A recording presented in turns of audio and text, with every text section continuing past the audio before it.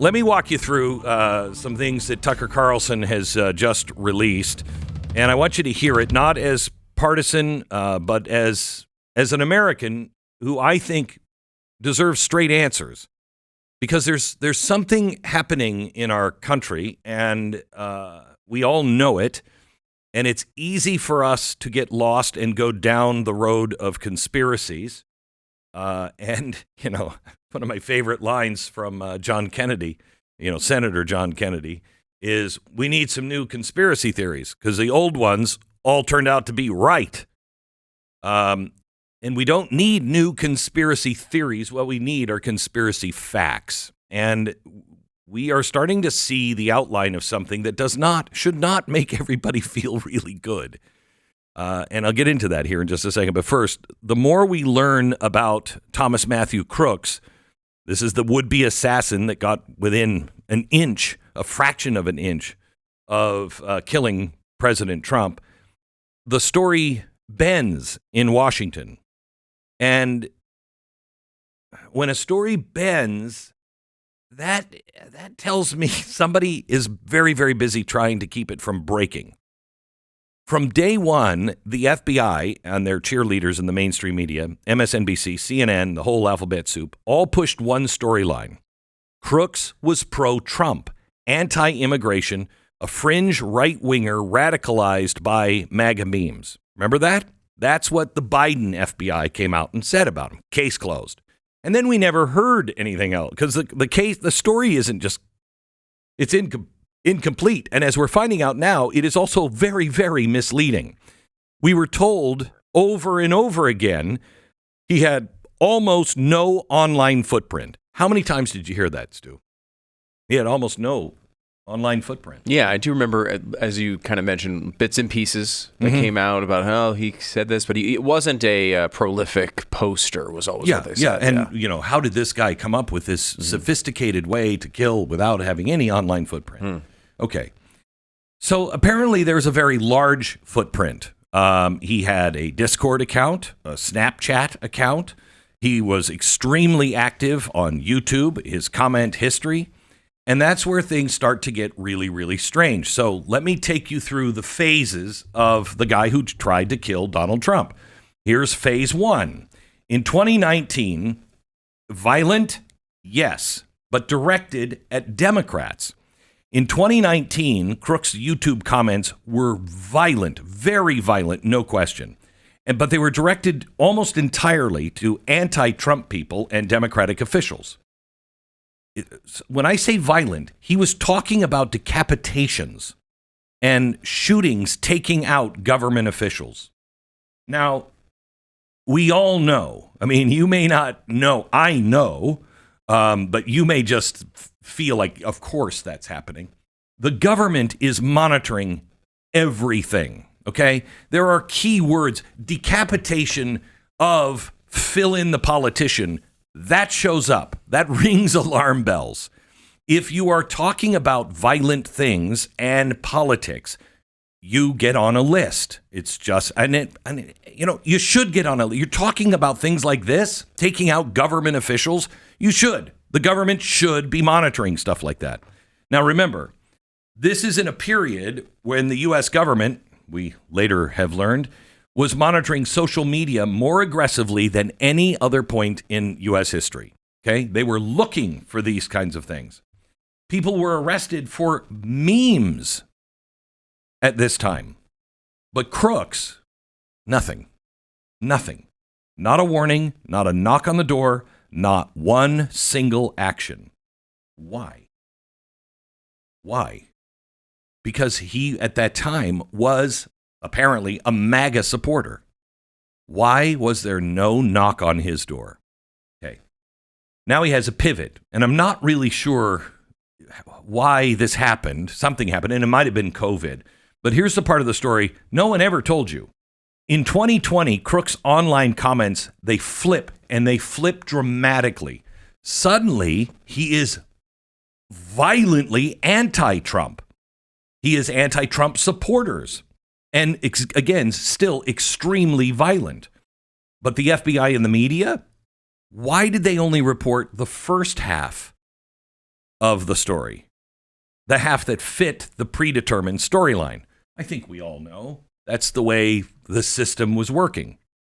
Why leave out the part where he abruptly becomes very anti-Trump? Why not tell the American people the whole truth? Why frame him exclusively as a pro-Trump radical when the data clearly contradicts this? He was, and then he wasn't. You tell me.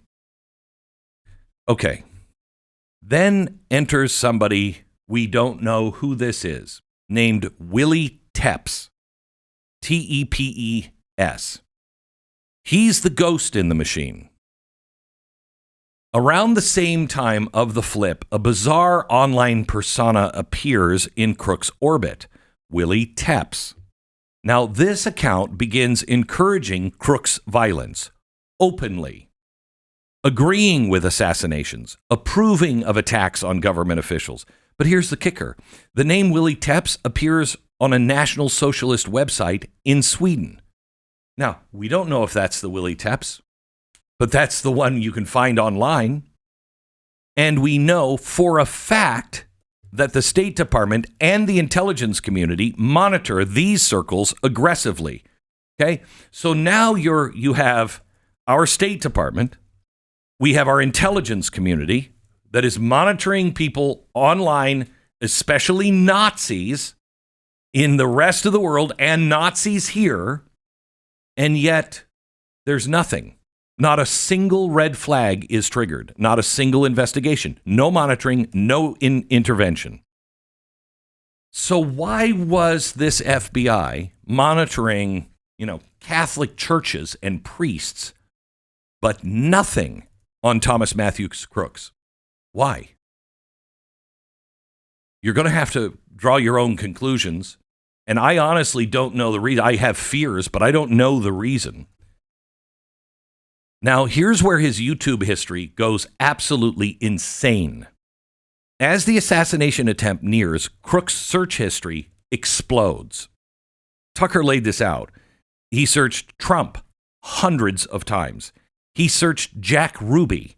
He searched bomb making, car attacks, sniper attacks, successful assassinations, how to escape police gunfire. All of these things should ring every NSA alarm bell. Nothing. Again, nothing. Not then, not during the attempt, not afterward. They didn't try to stop him. They didn't stop him. They didn't prevent or try to prevent. They didn't warn anyone. Instead, as soon as he was shot, they rushed out a narrative, a very specific narrative. And then they shut down anything that conflicted with it. Okay, as if that's not weird enough, here's where it gets even more unusual. The FBI, Trump's own FBI at the time, kept all of Crooks' shifting political and violent history quiet. Okay, I understand it when it's Biden's FBI. But now Trump's FBI.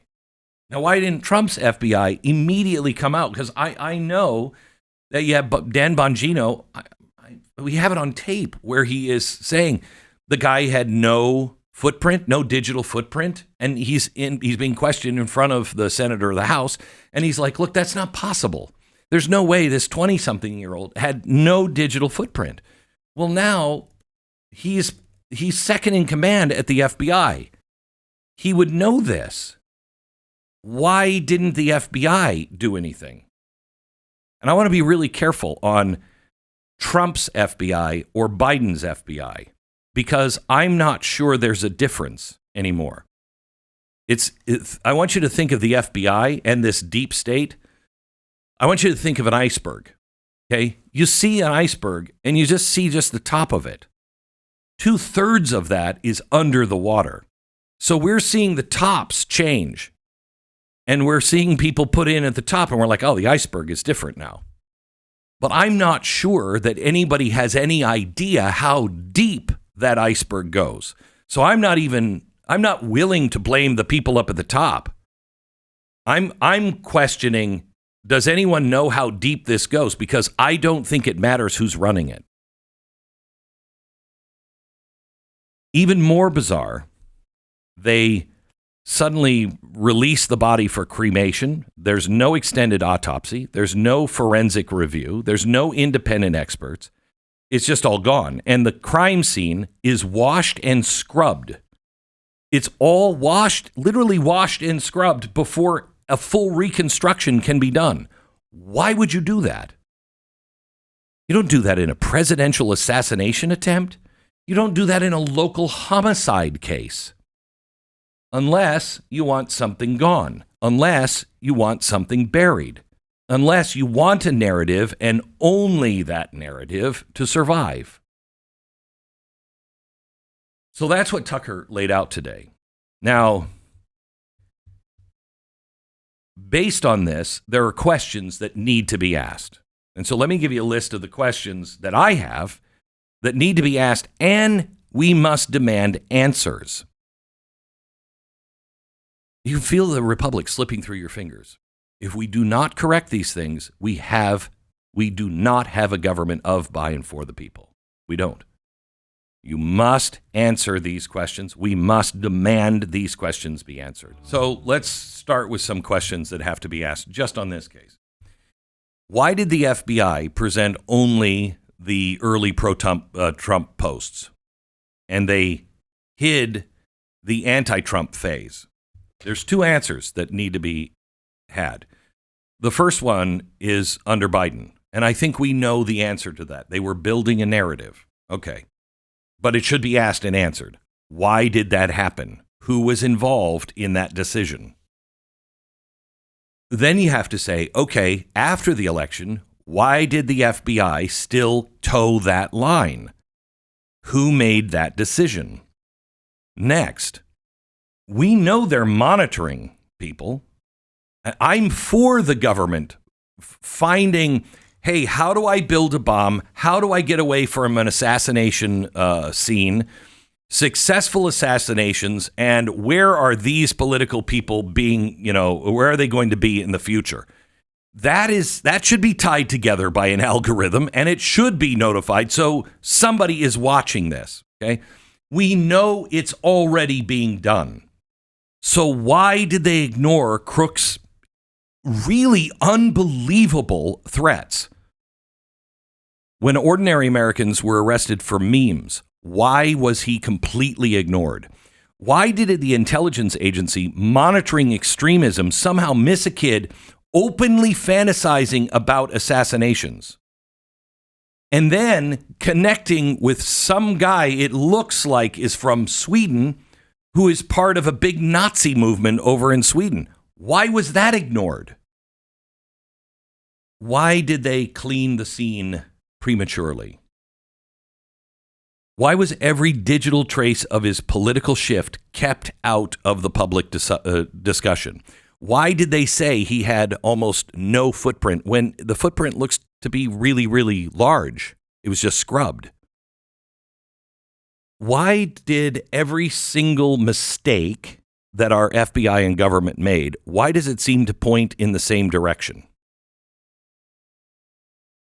Towards ignorance, negligence, hiding inconvenient data, shaping a political narrative? When every accident points the same way, it stops looking like an accident. So, was this incompetence?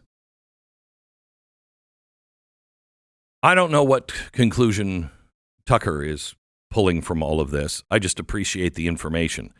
And I'm not telling you this is a conspiracy. I am telling you there's something wrong here. There's something very wrong. The official story is impossible to believe. And the question every American should be asking themselves is really simple. Why would our government, the same government that monitors everything, suddenly become blind, deaf, and mute the moment a presidential assassin emerges on their radar? It's not a partisan question, because under one president, you can say, oh, well, that's because they were doing it there. But then when the presidents changed, and this president was the one that they tried to kill, and he said, I want answers to this, the narrative didn't change. Why? Why? That's not a pro-Trump question. That is a self-preservation question. If the government can see everything that you do and somehow missed all of this, what does that say about our FBI and our DOJ and our CIA? Because they all would have been involved in this. I mean, they're either lying, they're incompetent, or they only monitor the people they want to monitor. None of these options should help us sleep at night. Okay?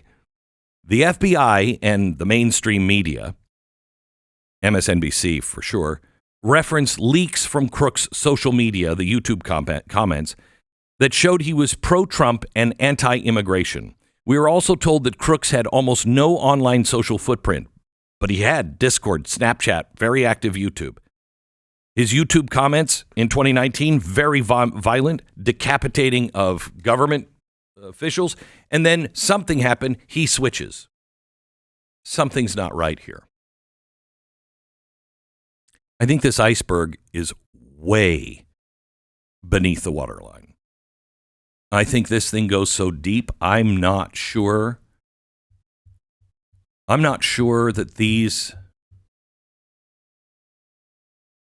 I have a friend who said to me, I think the CIA is completely out of control.